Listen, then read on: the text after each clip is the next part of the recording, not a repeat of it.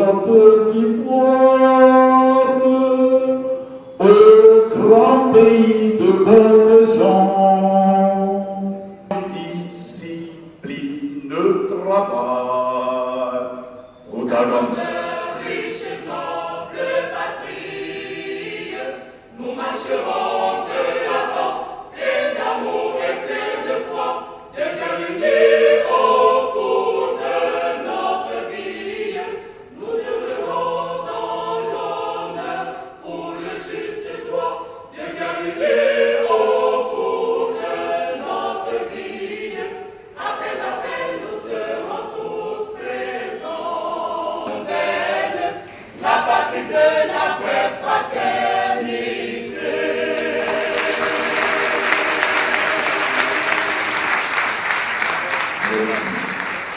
Pour la brutalité de ses certitudes, mais pour la sincérité de ses angoisses. En effet, nous jeunes avons le devoir d'être sincères avec nous-mêmes et avec nos aînés, dont les choix et orientations constituent souvent des menaces pour toute la nation en général et pour les jeunes en particulier. Nous ne prétendons pas être irréprochables, mais revendiquons notre droit de participer au développement de notre pays et rejetons toute idée de nous assimiler à une jeunesse inconsciente, indisciplinée et irresponsable. La Côte d'Ivoire a beaucoup souffert des crises à répétition qui ont mis le tissu social en lambeaux. Les destructions de biens et surtout de vies humaines ont profondément défiguré notre beau pays.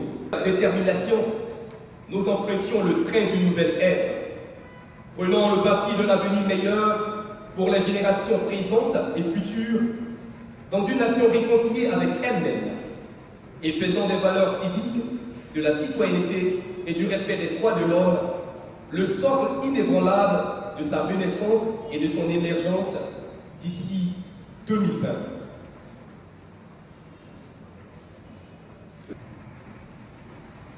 Le civisme désigne le respect du citoyen pour la collectivité dans laquelle il évolue et de ses conventions. Le civisme implique la connaissance de ses droits comme de ses devoirs vis-à-vis de la société. Le civisme, c'est recevoir de la société, mais c'est aussi lui donner. C'est pourquoi il est nécessaire de parler du civisme dès le plus jeune âge. L'instauration de la Semaine nationale du civisme en 1997 est une occasion d'aborder partout où le besoin se fera sentir les rudiments de la loi, de traiter de l'éducation civique, des devoirs et des obligations des citoyens, ainsi que du respect que l'on se doit d'avoir pour la collectivité et pour tous les individus qui y vivent. La Côte d'Ivoire, avouons-le, traverse une crise d'incivilité et d'un manque de civisme. Un grand nombre de nos concitoyens ont perdu de vue les valeurs du civisme et l'individualisme a envahi nos familles, nos villes et notre pays. Il n'y a pas de recette pour enseigner le civisme, car l'éducation est un tout. L'année passée, à cette même période, nous célébrions la deuxième édition de la Semaine nationale du civisme, dont le thème était les symboles de l'État.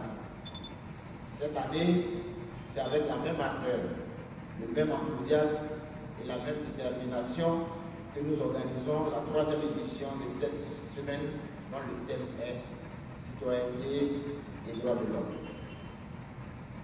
La Déclaration universelle des droits de l'homme de 1945 et la Charte africaine des droits de l'homme et des peuples adoptée en 1981 constituent des mécanismes et des dispositions de haute portée dont personne ne peut se soustraire.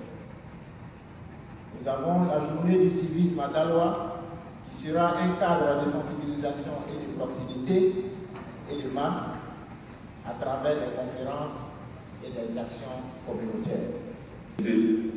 Au grand moment, où nous avons invité Il m'est particulièrement agréable de présider la 3e édition de la Semaine nationale du civisme ayant pour thème citoyenneté et droits de l'homme.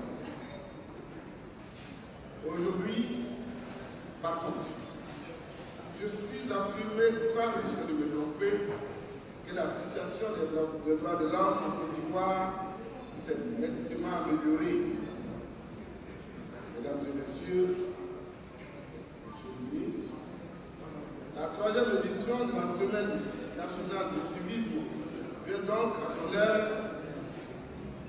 Elle est une opportunité incontestable à la mesure où elle s'inscrit dans les droits fils de l'évolution des droits de l'homme